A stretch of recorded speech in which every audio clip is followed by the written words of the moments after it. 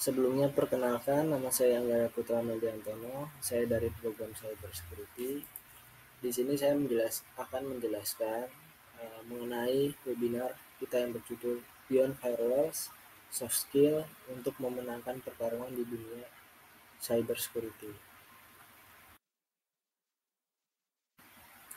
Untuk agenda presentasi, berikut adalah runtutan materi yang akan kita bahas. Yang pertama ini pendahuluan, kedua pentingnya soft skill di dunia cyber security, ketiga daftar soft skill yang dibutuhkan, keempat studi kasus implementasi soft skill, kelima kesimpulan dan teknik. Yang pertama ini pendahuluan. Jadi di sini tantangan keamanan cyber modern. Yang pertama, dunia cyber security saat ini menghadapi ancaman yang semakin kompleks, seperti serangan ransomware, phishing, dan kebocoran data. Penanganan insiden keamanan seringkali membutuhkan kolaborasi lintas tim, baik dari sisi teknis maupun manajerial. Pentingnya kolaborasi tim. Serangan cyber biasanya tidak dapat diatasi oleh satu individu saja. Dibutuhkan kerjasama yang efektif antara analis, keamanan, pengembangan, dan manajemen untuk merancang solusi. Kemampuan bekerja dalam tim memastikan alur komunikasi yang lancar untuk merespon ancaman secara efisiensi. Yang ketiga ini keterampilan komunikasi yang kuat.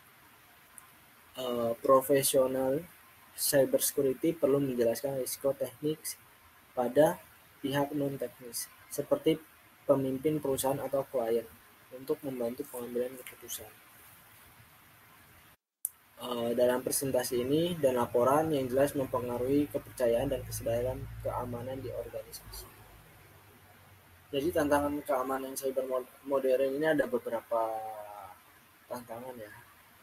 Yang kayak di sini dijelaskan bahwa dunia cyber security saat ini sering sekali menghadapi serangan ransomware, baik phishing dan bocoran data. Untuk penanganannya sendiri membutuhkan kolaborasi baik lintas tim atau tim kita sendiri. Itu. Cyber security lebih dari teknologi. Kenapa bisa dibilang cyber security lebih dari teknologi? Jadi cyber security ini bukan hanya tentang alat dan teknologi yang canggih, tetapi juga tentang manusia yang mengoperasikannya. Sebagus apapun perangkat keamanan, efektivitasnya tetap bergantung pada kemampuan, kesadaran, dan keputusan individu di baliknya. Ancaman cyber security ini sering memanfaatkan kelemahan manusia, seperti kesalahan konfigurasi, kurangnya pelatihan, atau kelalaian dalam mengikuti protokol keamanan. Oleh karena itu, pendekatan keamanan yang komprehensif harus mencakup penguatan soft skill seperti komunikasi, pengambilan keputusan, dan kerjasama tim yang memungkinkan organisasi merespon ancaman dengan lebih strategis dan efektif. Jadi, kunci keamanan dari cyber security ini ialah dari komunikasi, pengambilan keputusan, dan kerjasama tim yang baik. Ketika tiga hal itu dilakukan dengan sangat baik, maka untuk proses kerentanan kebocoran data segala macam itu akan teratasi dengan mudah ketika semuanya terjalin dengan baik. Seperti itu. Untuk definisi soft skill di sini dijelaskan, soft skill adalah kemampuan non-teknis yang mencakup aspek interpersonal, komunikasi, dan manajemen diri yang berperan penting dalam mendukung kolaborasi dalam tim. Kemampuan ini meliputi cara seseorang berinteraksi dengan orang lain, menyampaikan ide secara efektif, mengelola emosi, serta beradaptasi dengan berbagai situasi kerja. Dalam konteks cyber security, soft skill ini membantu menciptakan koordinasi yang baik antar anggota tim, memperkuat komunikasi dengan pihak non-teknis, memastikan pengambilan keputusan yang tepat dalam situasi kritis. Soft skill juga mampu menjadi pelengkap penting bagi kompetensi teknis untuk menghadapi tantangan keamanan modern secara mandiri. Untuk definisi soft skill ini sudah pernah kita bahas di webinar sebelumnya. Kebetulan saya sudah membahas ini lebih jelas dan detail di webinar sebelumnya. Mengapa sih soft skill ini begitu penting perannya di dunia cyber security? Karena kemampuan soft skill ini bukan hanya kemampuan teknis yang mencakup interpersonal, komunikasi, dan manajemen diri. Jadi kemampuan soft skill ini didukung juga dengan kolaborasi tim yang baik. Gimana kita cara mengelola emosi, cara beradaptasi ketika kerja, dan cara komunikasi. Itu menjadi satu hal kunci dalam cybersecurity. Bukan hanya mengenai coding, source code, dan lain-lain. Di sini dijelaskan bahwa pentingnya soft skill di dunia cybersecurity.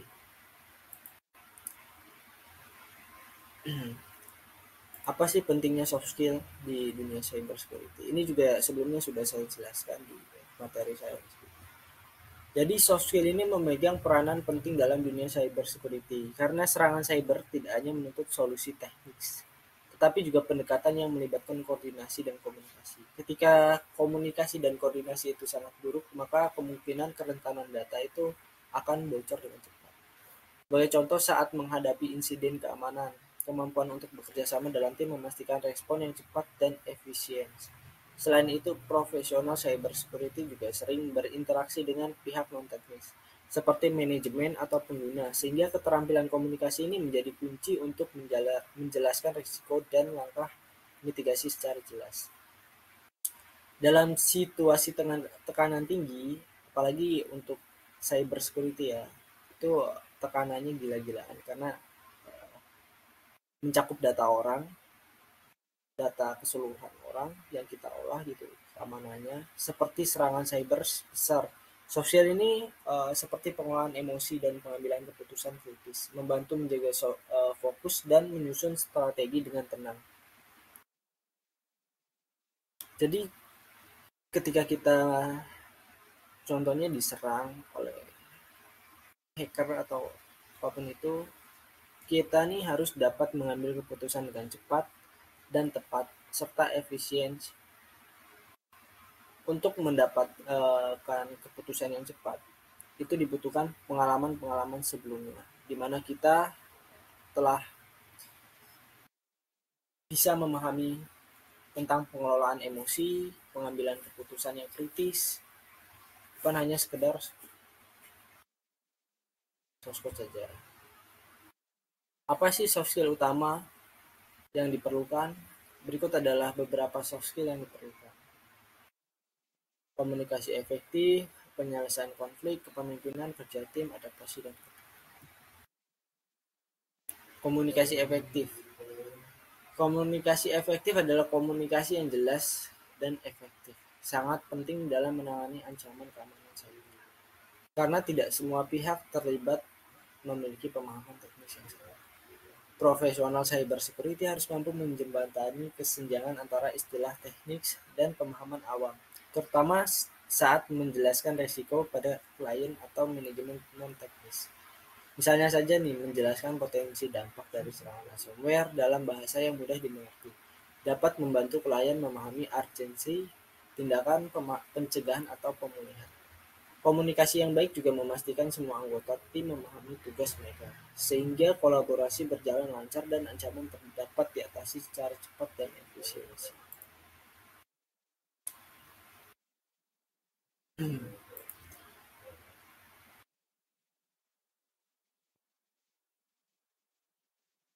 Kita lanjut ke slide berikutnya. Di sini menjelaskan penyelesaian konflik.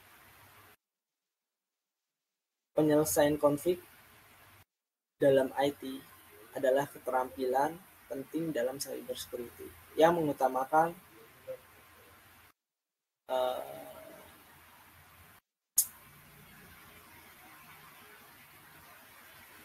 solusi untuk mencakup atau menyelesaikan problem tersebut. Setiap tim memiliki cara dia sendiri untuk menyelesaikan konflik atau problemnya di tim tersebut. Namun, perbedaan perspektif ini seringkali menjadi penyebab konflik. Misalnya ketika tim IT ingin mengimplementasikan langkah keamanan yang ketat, sementara manajemen ini khawatir langkah tersebut akan mengganggu produktivitas bisnis. Dalam situasi ini, kemampuan untuk mendengarkan, memahami sudut pandang masing-masing, dan mencari solusi seimbang dan sangat diperlukan. Di sini dijelaskan contohnya tim IT dapat menjelaskan manfaat jangka panjang dari penguatan keamanan dengan bahasa bisnis yang lebih relevan bagi manajemen.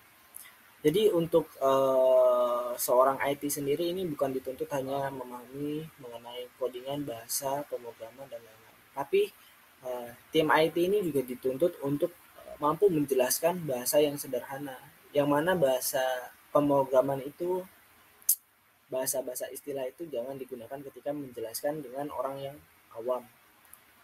Makanya kita harus bisa menyesuaikan antara bahasa yang kita gunakan dalam saat pemrograman dan bahasa komunikasi yang akan menjelaskan apa isi dari bahasa pemrograman tersebut.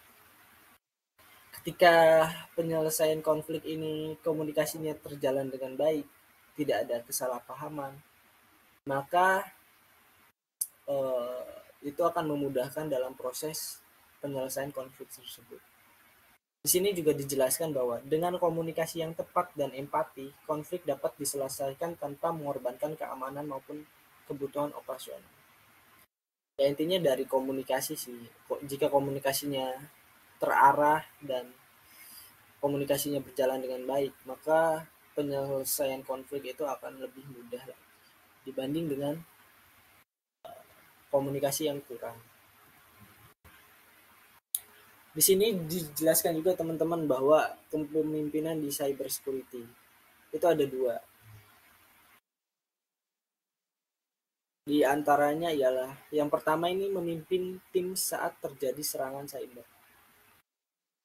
Jadi kepemimpinan yang kuat sangat penting dalam menghadapi serangan cyber. Seorang pemimpin harus dapat memimpin tim dengan tegas, cepat, dan situasi tekanan tinggi. Memastikan setiap anggota tim memahami peran mereka dan bertindak sesuai rencana. Yang kedua, membuat keputusan strategis di bawah tekanan. Selain itu, pemimpin juga harus mampu membuat keputusan strategis seperti menentukan prioritas mitigasi, berkomunikasi dengan manajemen, dan memastikan bahwa respon terhadap serangan berjalan efisiensi. Untuk dua hal ini merupakan contoh sederhana pemimpin di bidang cyber security. Ketika dua syarat ini terpenuhi, maka dia merupakan salah satu calon yang cocok untuk memimpin di dunia cyber security. Itu. Di sini dijelaskan juga kerja tim. Bagaimana berkolaborasi dengan tim lintas departemen sangat penting dalam cyber security. Karena ancaman cyber seringkali melibatkan berbagai aspek dari organisasi. Tim IT, manajemen, hukum, hingga komunikasi perlu bekerja sama untuk memastikan respon yang efektif terhadap serangan. Setiap departemen ini membawa keahlian dan perspektif yang berbeda, yang memungkinkan solusi lebih komprehensif dan efektif. Penting juga untuk memahami peran individu dalam tim, karena setiap anggota memiliki kontribusi yang spesifik. Misalnya anggota tim fokus pada analis forensik, mungkin bekerja lebih mendalam pada deteksi ancaman, sementara anggota tim yang menangani komunikasi publik berperan penting dalam pengelolaan citra perusahaan. Dengan pemahaman yang jelas tentang peran masing-masing, tim dapat bekerja lebih sinergis, mempercepat pemulihan, dan memperkuat pertahanan cyber secara keseluruhan. Dari slide pertama dijelaskan bahwa komunikasi efektif ini begitu penting. Kemudian setelah komunikasi efektif begitu penting, ada lagi penyelesaian konflik. Ketika komunikasinya sudah baik, tapi masih ada masih ada konflik, maka kita harus mengambil keputusan penyelesaian yang baik dan tidak merugikan satu orang pun. Semuanya diuntungkan. Tapi itu emang agak sulit sih. Untuk kepemimpinan sendiri, kita sudah dijelaskan juga bahwa kepemimpinan ini ada memimpin tim saat terjadi serangan cyber, membuat keputusan strategi di bawah tekanan. ada dua jenis pemimpinan.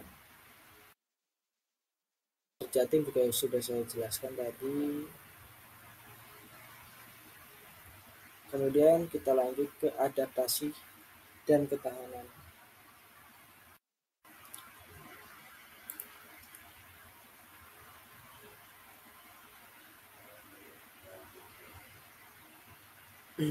Sebelum ke slide selanjutnya, sampai sini ada yang mau ditanyakan nggak mengenai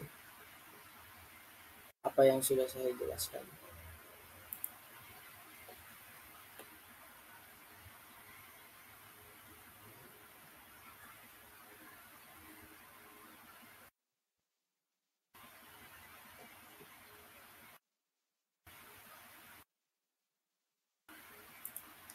Kalau tidak ada, kita lanjut ke adaptasi dan ketahanan. Yang pertama, beradaptasi dengan teknologi baru. Di dunia cyber security ini, kemampuan untuk beradaptasi dengan teknologi baru adalah hal yang krusial. Ancaman cyber terus berkembang, begitu juga dengan alat dan metode yang digunakan untuk menghadapinya. Profesional di bidang ini harus selalu siap untuk belajar dan menguasai teknologi baru. Baik itu perangkat lunak, keamanan, alat analisis, atau teknik perlindungan terbaru. Kecepatan dalam beradaptasi memungkinkan organisasi untuk tetap tangguh dalam menghadapi ancaman yang terus berubah. Yang kedua, tetap tenang di bawah tekanan serangan cyber. Selain itu, ketahanan mental juga sangat penting, terutama ketika menghadapi tekanan saat serangan cyber terjadi. Profesional cyber security harus dapat tetap tenang dan fokus dalam situasi yang penuh stres, membuat keputusan yang tepat tanpa panik. Dari sini aja kita sudah paham bahwa cyber security ini bukan profesi yang mudah, yang semua orang bisa. Karena di sini mereka dituntut untuk lebih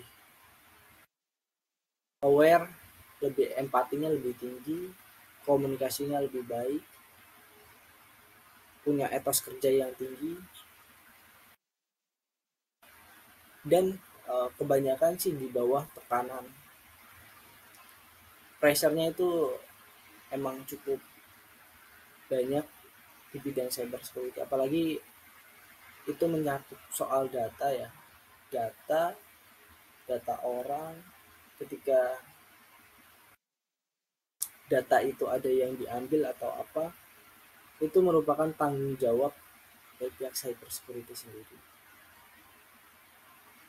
Kita lanjut ke pembahasan. Jadi ketahanan ini memastikan bahwa tim dapat merespon dengan cepat, meminimalkan dampak serangan, dan memulihkan sistem dengan efisiensi. Kemampuan untuk tetap tenang di bawah tekanan juga menciptakan suasana yang lebih produktif dan kolaboratif antara anggota tim yang pada akhirnya memperkuat pertahanan organisasi.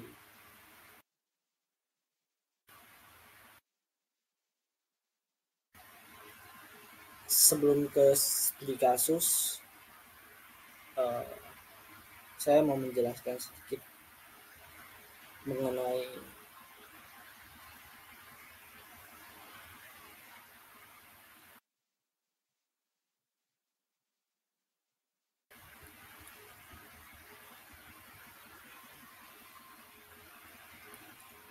soft skill utama ini.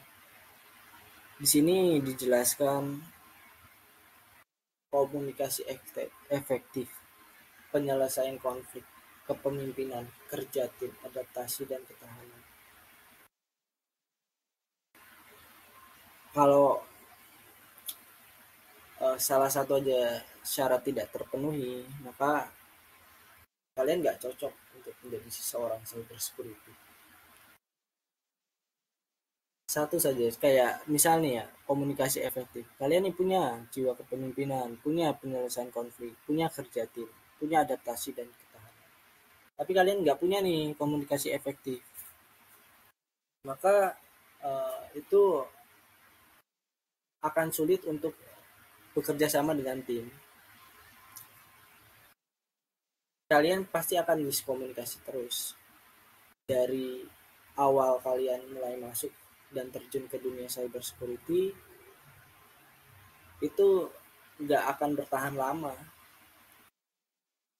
Begitupun misal kerja tim ini dihilangkan. Kalian punya komunikasi yang baik, penyelesaian konflik, kepemimpinan, adaptasi, dan ketahanan. Tapi kalian kerja dalam timnya nih kurang gitu. Itu juga akan berimbas dan berefek ke kerentanan data, ke ketahanan data, seberapa kuat data itu untuk dipertahankan. Setelah kalian memiliki 5 hal itu, di sini ada contoh studi kasus komunikasi insiden cyber. Dalam studi kasus ini, sebuah ancaman cyber terdeteksi oleh tim keamanan yang segera merespon dengan mengisolasi sistem yang terinfeksi dan melakukan analisis forensik untuk menentukan sumber serangan. Selanjutnya, tim berkomunikasi secara jelas dan cepat dengan manajemen untuk memberikan laporan mengenai dampak potensial dan langkah-langkah yang diambil. Memastikan keputusan yang cepat dan tindakan mitigasi yang efektif dapat diimplementasikan untuk mengurangi kerugian dan mencegah serangan lebih lanjut. Di sini dijelaskan ya, kayak dari yang tadi saya jelaskan 5 itu, di sini ada semua. Dari kerja tim ada di sini. Terus dia juga langsung melakukan komunikasi juga dilakukan di sini, dijelaskan. Terus langkah-langkahnya juga apa sih yang harus diambil keputusannya, itu juga keputusan cepat juga sangat diperlukan dalam cyber security. Kalau semisal front end, back end, terus full stack, UI UX dan lainnya, mereka juga memiliki dituntut untuk memiliki komunikasi yang baik. Tapi mereka nggak dituntut untuk kerja cepat, nggak kayak cyber security. Ketika ada serangan, maka mereka harus bisa memanfaatkan waktu semaksimal mungkin, karena dari telat 0,1 detik aja itu data udah bisa dicuri, udah bisa diambil oleh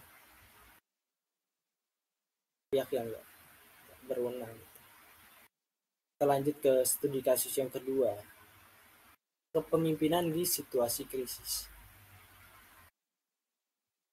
Dalam sebuah insiden besar yang melibatkan serangan ransomware, seorang Chief Information Security Officer (CISO) berhasil memimpin timnya dengan tenang dan tegas, mengkoordinasikan langkah-langkah pemulihan, dan berkomunikasi secara efektif dengan manajemen untuk memastikan kelangsungan operasional perusahaan, yang pada akhirnya berhasil memitigasi kerugian dan memperkuat pertahanan cyber perusahaan. Tidak jauh dari ini, 5 ini, yang mana komunikasi efektif, penyelesaian konflik, kepemimpinan. Kalau di studi kasus kedua lebih ditonjolkan di kepemimpinannya, karena di sini dapat dilihat ya, dalam sebuah insiden besar yang melibatkan serangan ransomware, seorang Chief Information Security Officer berhasil memimpin. Di sini lebih menonjolkan memimpinnya timnya dengan tenang dan tegas.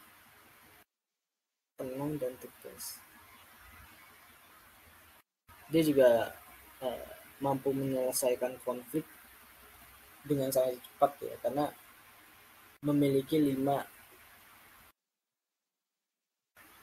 soft skill utama dalam cyber security.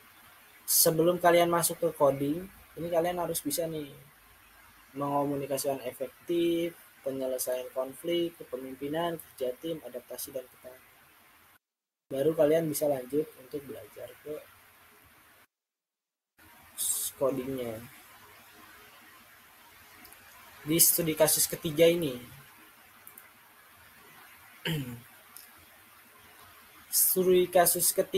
dijelaskan bahwa kerja tim forensik digital. Dalam studi kasus ini, tim forensik digital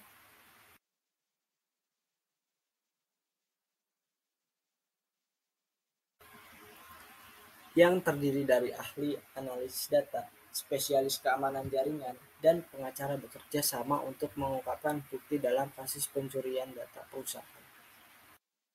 Di sini kasusnya pencurian data di perusahaan.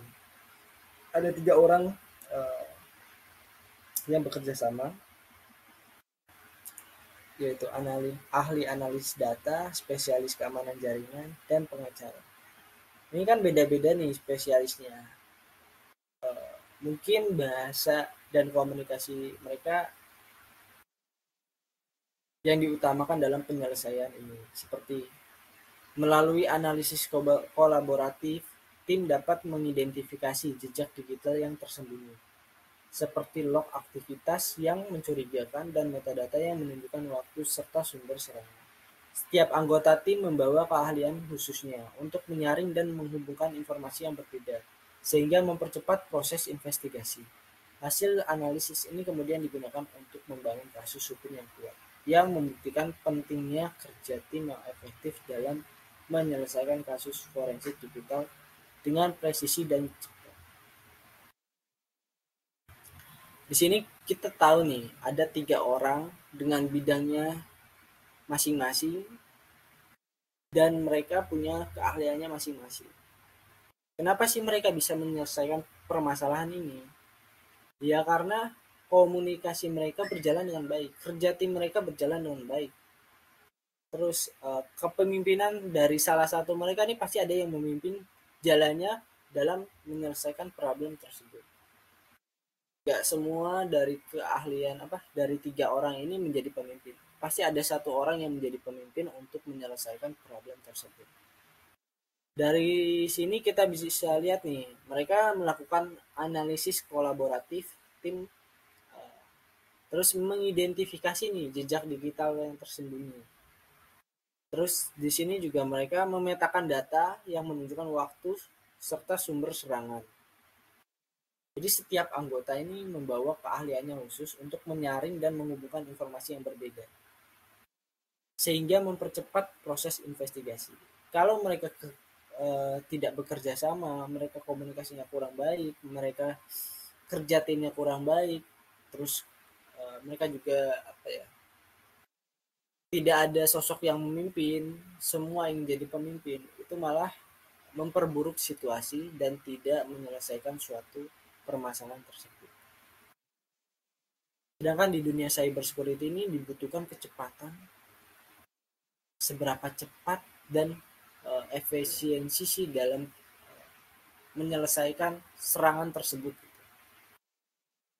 Bukan hanya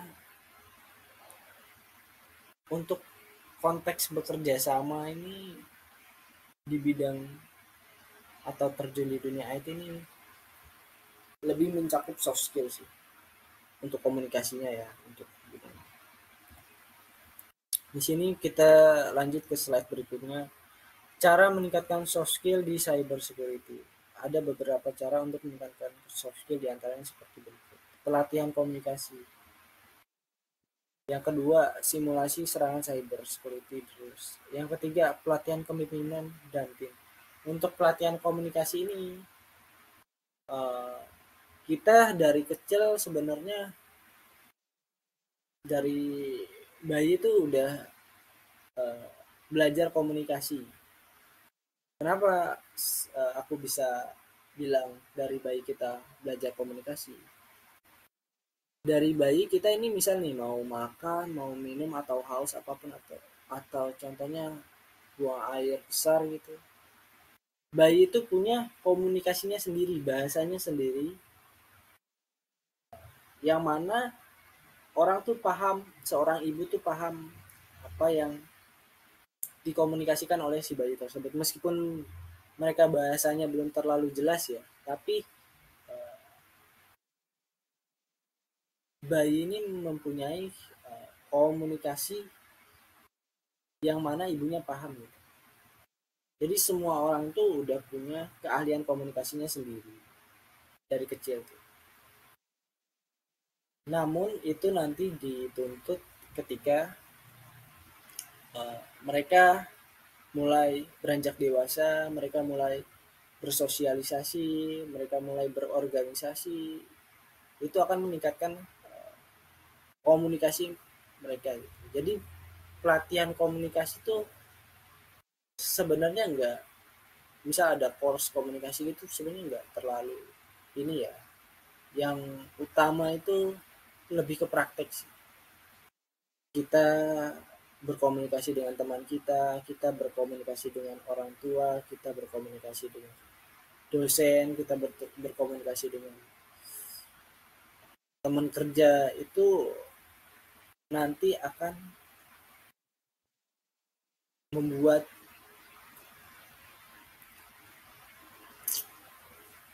komunikasi kita tuh jadi lebih baik.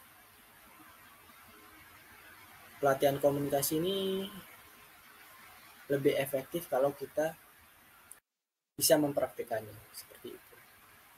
Di sini yang kedua juga dijelaskan bahwa simulasi serangan cyber security drills. Jadi untuk cyber security ini kebanyakan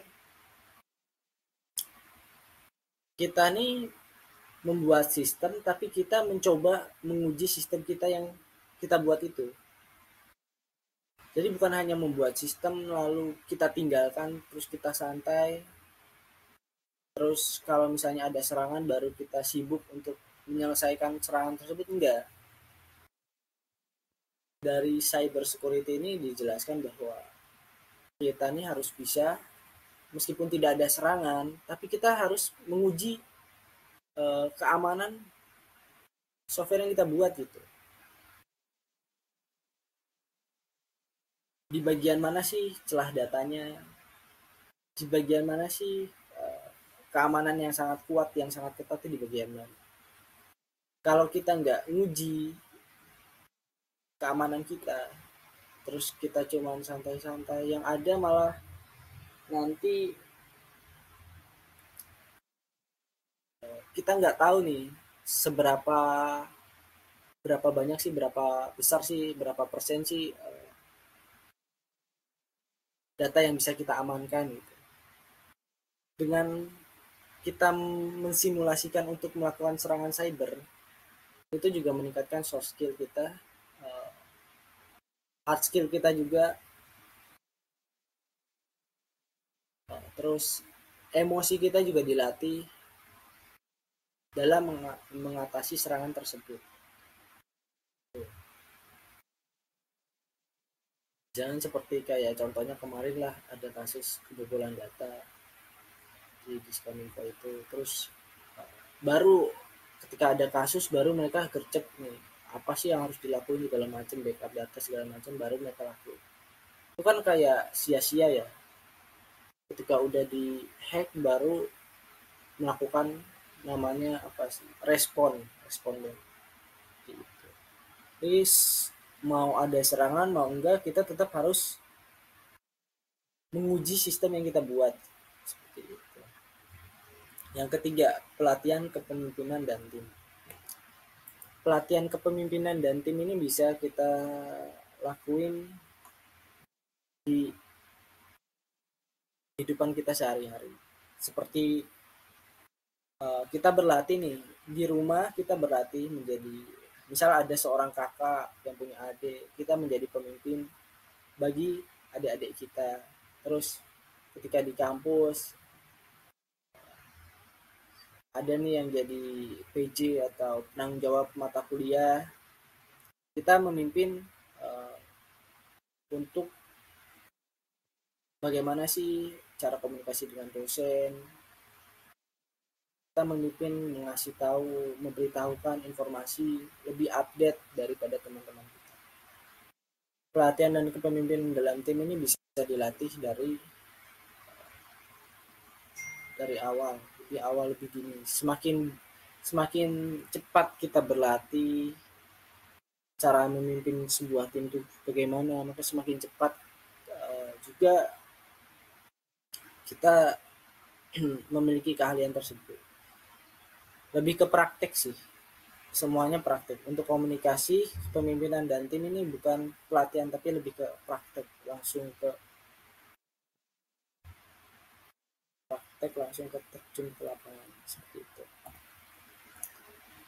Terus di sini Di slide selanjutnya dijelaskan bahwa alat untuk meningkatkan soft skill. Ada beberapa alat nih untuk meningkatkan soft skill.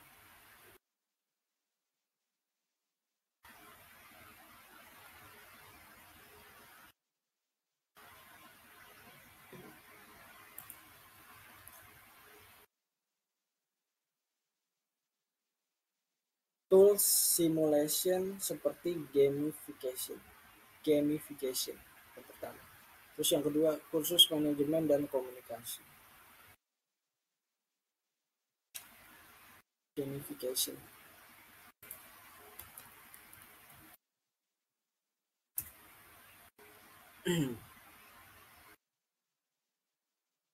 Jadi kita dapat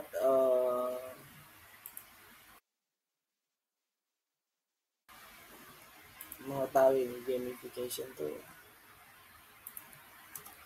Gamification ini adalah penggunaan elemen-elemen permainan dalam konteks non-permainan untuk memotivasi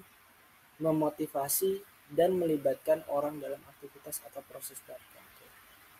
Seperti kita bermain game, ML, Mobile Legends, PUBG, itu juga jangan salah, itu juga dapat meningkatkan soft skill kita. Contohnya deh, kita main PUBG. Ketika kita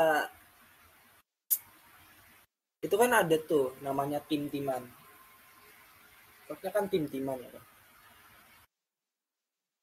Gimana sih biar kita ini saling bekerja sama. Jadi game PUBG itu bisa disimpulkan bahwa uh, game itu tuh tujuannya untuk berkolaborasi, berkomunikasi juga. Pasti ada pemimpinnya juga yang memimpin jalannya game tersebut, kayak ini ke map ini, terus kita nanti terjun di mana, terus ada musuh, cara menghadapi musuh, serangan segala macam itu kita berkolaborasi, bekerja sama dalam tim. Mobile Legends juga sama seperti itu. Jadi bukan hanya kayak ngapain sih main game kan gak guna segala macam. Padahal jangan salah, itu bisa meningkatkan soft skill kita juga gitu. Untuk kalian gamers yang suka main PUBG, terus main Mobile Legends, terus main Dota, itu juga bisa meningkatkan soft skill kalian. Kalau kursus manajemen dan komunikasi sama kayak yang sebelumnya aku bilang, daripada kalian ikut kursus, mending lebih langsung aja ke prakteknya aja. Kayak banyak kok praktek di kehidupan sehari-hari yang kita menggunakan komunikasi gitu. Contoh kecilnya ketika kita berkomunikasi dengan dosen, itu juga kan nggak sembarang bahasa kita gunain gitu. Kita harus menggunakan bahasa yang sopan, terus dapat mudah dipahami oleh dosen juga. Ada beberapa misal nih dosen yang berumur gitu, itu kan kita juga harus pinter-pinter lah cara berkomunikasinya dari segi uh, etika juga ya, etika juga mempengaruhi. Jadi sopan santun ketika berbicara itu penting gitu. Untuk kursus, daripada kalian mengikuti kursus, mending ke praktek saja. Cuman di sini disarankan mengikuti kursus manajemen dan komunikasi. Karena kursus kan berbayar ya biasanya. Kalau ke praktek langsung kan kita tahu nih gimana sih cara komunikasi yang baik. Kita nih pasti ada pikiran semisal setelah berkomunikasi dengan dosen, terus ada tuh namanya kayak perasaan, ini tadi komunikasinya gimana sih, kayak bener nggak ya gitu, salah nggak ya. Itu kan nanti bisa ningkatin keahlian komunikasi kalian juga gitu selanjutnya.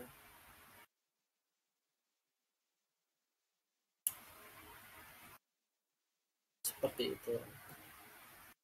Terus lanjut ke dampak positif dalam soft skill. Yang pertama di sini penanganan insiden yang lebih cepat. Penanganan merupakan hal inti. Yang kedua, kolaborasi tim yang lebih kuat. Kolaborasi merupakan kunci dalam memperkuat tim. Yang ketiga, hubungan lebih baik dengan klien.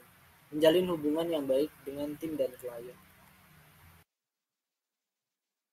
Dampak positif soft skill. Kenapa sih penanganan insiden yang lebih cepat? Kenapa enggak yang lain gitu? Karena kita sebagai cyber security, di sini kan temanya cyber security. Bukan UI UX, bukan front end, bukan back end, bukan data analis, bukan di apa? Bukan software engineer juga. Di sini kita dituntut untuk uh, melakukan penanganan insiden yang lebih cepat. Karena prosesnya ini waktu. Ketika ada serangan atau ada kasus apa, kita harus bisa mengambil keputusan yang cepat. Kalau kita telat sedikit aja bahkan itu bisa berimbas sama data-data yang hilang. Ada berapa data yang hilang, berapa persen data yang hilang, yang udah berhasil dicuri. Makanya di sini yang pertama ini melakukan penanganan insiden yang lebih cepat. Terus di sini juga dituntut kolaborasi tim yang lebih kuat.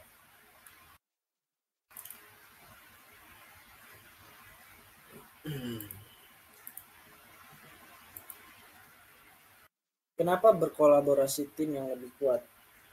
Ya, selain dituntut dengan waktu, kecepatan waktu, di sini juga dituntut untuk berkolaborasi, saling berkolaborasi. Ya sama kayak tadi kasusnya kan ada beberapa orang gitu yang kerja dalam satu proyek itu mengamankan data.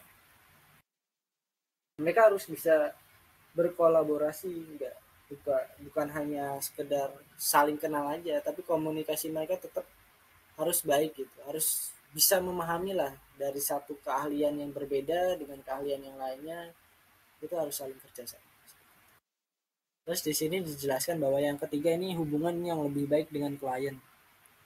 Kenapa mengutamakan hubungan yang lebih baik dengan klien? Karena klien kita ini yang memberikan istilahnya apa ya, uang gitu, dana lah. Kalau kita bekerja ya kan, yang kita butuhkan kan dananya itu. Semakin besar dananya, semakin banyak kliennya, maka kan akan mempermudah dalam proses pembiayaan gitu. Dari segi keuangan tuh lebih aman gitu. Makanya tetap sebagai cyber security kita juga harus memiliki hubungan yang lebih baik dengan klien.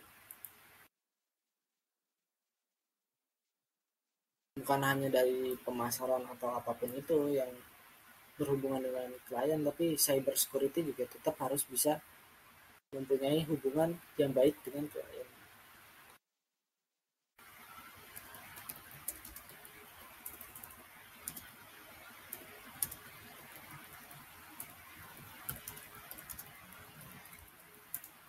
Oke, kita ke selanjutnya.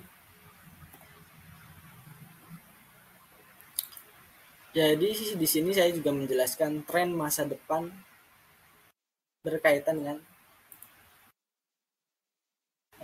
cyber security. Gak jauh-jauh ya dari poin yang aku jelasin sebelumnya. Kita tetap fokus pada hard skill dan soft skill.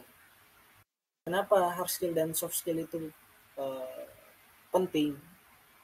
Ya karena kalau kita cuma mempunyai soft skill tapi nggak punya hard skill, itu juga kalian pasti akan tersingkirkan gitu. Kalau kalian cuma punya hard skill tapi nggak punya soft skill, kalian punya keahlian di bidangnya, gitu, kalian pinter dalam ngoding, tapi kalian nggak bisa komunikasi atau sesuai yang tadi aku jelasin, itu juga akan sia-sia. Kalian tetap dituntut untuk mempunyai fokus di kedua ini. Harus seimbang ya. Terus di sini yang kedua dijelaskan AI dan pengaruhnya terhadap kebutuhan soft skill. Kenapa aku bilang AI juga berpengaruh terhadap kebutuhan soft skill? AI ini membantu kita dalam segala bidang ya sekarang itu. Dia ini berguna untuk tools bagaimana sih ketika kita ingin bertanya, kan kita nggak mungkin menanyakan semua itu ke temen ya kan, karena ada beberapa part yang teman juga gak semuanya bisa ngejelasin. Nah, inilah pengaruhnya AI. AI ini membantu kita dalam belajar, membantu kita dalam mengambil keputusan juga. Sebenarnya dia bisa menyarankan, bukan mengambil keputusan. Terus memberi solusi, sama kayak menyarankan sih. Terus memberikan pilihan juga, AI juga mampu. Jadi pengaruh AI ini tetap eh, sangat dibutuhkan di bidang cyber security. Itu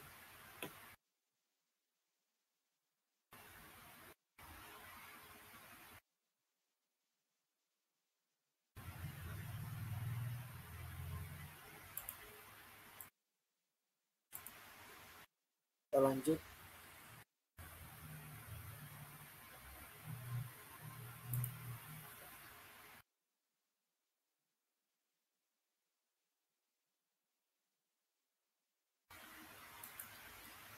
Kesalahan umum di cyber security.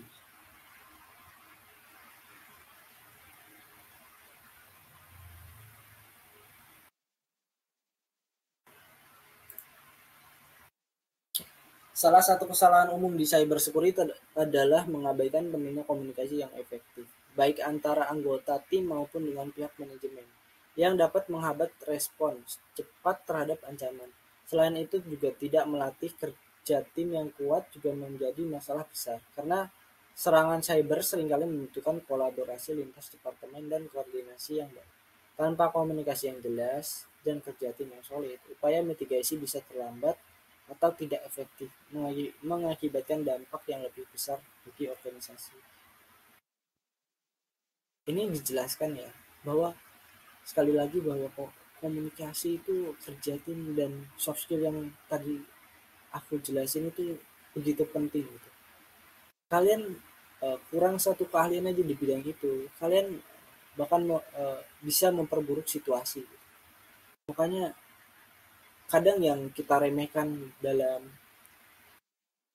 suatu bidang itu sangat penting, bahkan peranannya dalam uh, bidang tersebut. Makanya kita nggak boleh tuh ngeremehin, cuman soft skill doang kok, apa sih gunanya gitu. Soft skill ini bisa membantu kalian dalam menyelesaikan permasalahan, apalagi di cyber security ini benar-benar penting ya. Kita lanjut ke slide berikutnya. Di sini membahas tantangan dalam mengembangkan soft skill. Pertama nih, hambatan budaya dalam organisasi. Yang kedua, kurangnya pelatihan khusus. Kenapa sih hambatan budaya dalam organisasi? Di organisasi itu biasanya ada beberapa orang, kumpulan orang ya kan, sekumpulan orang. Sekumpulan orang itu memiliki budaya dan karakteristiknya sendiri-sendiri. Apalagi udah berkaitan dengan budaya ya. Biasanya kayak di Indonesia ini kan ada banyak budaya ya kan. Kita nih harus bisa nih mengkomunikasikan peranan soft skill kita nih apa gitu. Di sini dijelaskan bahwa hambatan budaya dalam organisasi, tantangannya. Kadang misal orang Batak atau Medan itu kan nadanya lebih tinggi, tapi emang begitu cara dia komunikasi gitu. Itu bukan karena marah ya, tapi emang karena cara komunikasinya seperti itu gitu, budayanya seperti itu. Terus kalau di Jawa sendiri kan eh, tata krama apa lebih halus. Bahkan Jawa Tengah sama Jawa Timur aja perbedaan bahasanya juga eh, ada kan, budayanya juga kan ada perbedaan ya kan. Jadi yang pertama itu yang merupakan tantangan dalam mengembangkan soft skill itu lanjutan budaya. Ketika kalian bisa nih saling memahami gitu, saling mentoleransi antar budaya, maka kalian sudah bisa nih mengatasi tantangan yang pertama ini. Komunikasi nih, oh ternyata logat di Jawa Timur tuh kayak gini, ternyata logat di Jawa Tengah tuh seperti ini gitu. Itu kan hmm, bisa membuat kita mendapatkan ilmu baru lagi ya kan dari prakteknya langsung gitu. Terus di sini kurangnya pelatihan khusus. Pelatihan tuh kayak ya kurangnya prakteknya langsung lah, kurang terjun ke lapangan gitu. Ke project terus dia. Jadi sistemnya kayak mempelajari source code codingnya segala macem, tapi dia lupa bahwa soft skill itu penting juga. Terus mereka juga lebih ke fokus.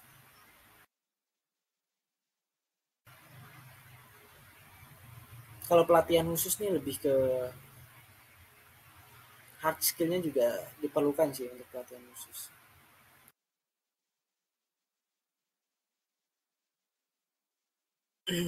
Di sini solusi untuk meningkatkan soft skill.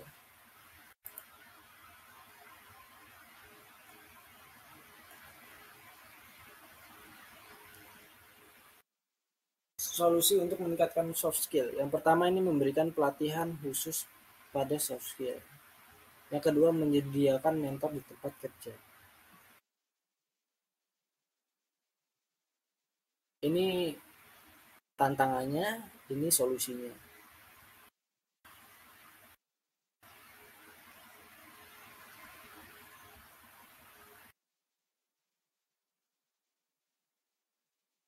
Jadi kenapa sih memberikan pelatihan khusus pada soft skill?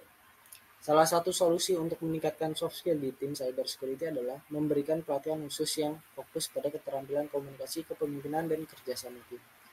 Pelatihan ini dapat membantu anggota tim mengembangkan kemampuan interpersonal yang esensial dalam menghadapi situasi stres dan meningkatkan koordinasi antar departemen. Terus yang kedua, selain itu menyediakan mentor di tempat kerja juga harus efektif dalam mempercepat perkembangan soft skill. Mentor dapat memberikan panduan langsung, berbagi pengalaman, serta memberikan umpan balik konstruktif yang membantu individu memahami cara mengelola konflik, mengambil keputusan yang tepat, dan berkolaborasi dengan baik dalam tim. Menyediakan mentor di tempat kerja, memberikan pelatihan khusus pada soft skill. Jadi itu merupakan solusi untuk meningkatkan soft skill dari tantangan berikut yang dijelaskan. Peran pemimpin dalam mendorong soft skill. Pemimpin memiliki peran penting dalam mendorong pengembangan soft skill dengan memberikan contoh yang baik dalam komunikasi, kepemimpinan, dan kolaborasi, serta memberikan penghargaan kepada tim yang menunjukkan kerjasama yang solid dan kemampuan interpersonal yang kuat, sehingga menciptakan lingkungan kerja yang positif dan produktif. Ketika lingkungan kerja ini eh, positif dan produktif, maka pemimpin itu udah berhasil. Pemimpin yang baik adalah pemimpin yang mampu menciptakan lingkungan kerja yang tadinya stres, pressure, penuh tekanan, tapi bisa dirubah menjadi lingkungan kerja yang positif dan produktif. Sebelumnya di webinar saya juga sudah menjelaskan berkaitan dengan peran pemimpin ini, bagaimana cara menjadi pemimpin yang baik untuk mendorong soft skill. Sini saya cuma hanya mengulas saja ya apa yang sudah saya jelaskan sebelumnya. Kita lanjut ke slide berikutnya. Kolaborasi dengan departemen lain.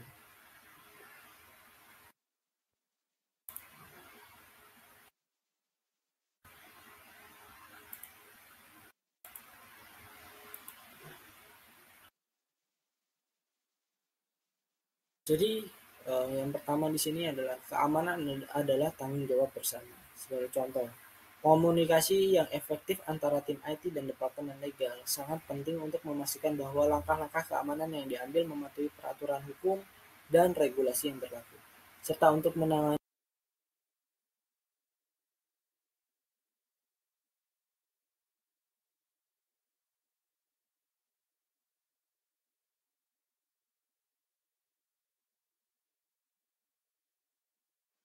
dalam sebuah organisasi atau komunitas itu.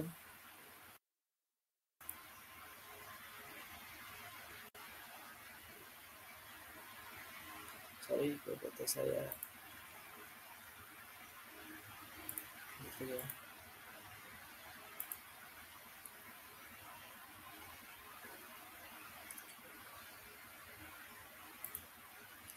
Kolaborasi dengan departemen game. Kenapa sih keamanan adalah tanggung jawab bersama? Dalam lingkup organisasi, komunitas, segala macam, ketika kalian konteksnya di bidang keamanan, itu merupakan tanggung jawab bagi semua orang yang ada di lingkup organisasi tersebut, di komunitas tersebut. Bukan hanya dari pihak cyber security saja. Ketika ada kesalahan, ada miskomunikasi, itu merupakan tanggung jawab bagi semua orang yang ada di lingkup tersebut. Jadi kita ini nggak bisa menyalahkan kok data ini bocor gitu, kok data ini hack, keambil, hilang, kena phishing segala macem. Terus dari pihak satunya menyalahkan ini pasti salahnya cyber security, ini pasti dari cyber security yang salah. Itu tuh nggak bisa. Kenapa? Ketika kalian udah organisasi, udah kerja, itu kalian pasti dituntut untuk bekerja sama. Semuanya merupakan tanggung jawab bersama. Oleh karena itu, komunikasi antara tim dan departemen departemen yang ada di situ tuh sangat penting.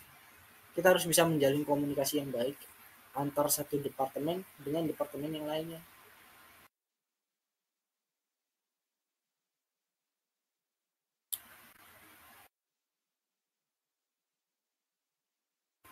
Mungkin cukup sekian dari saya.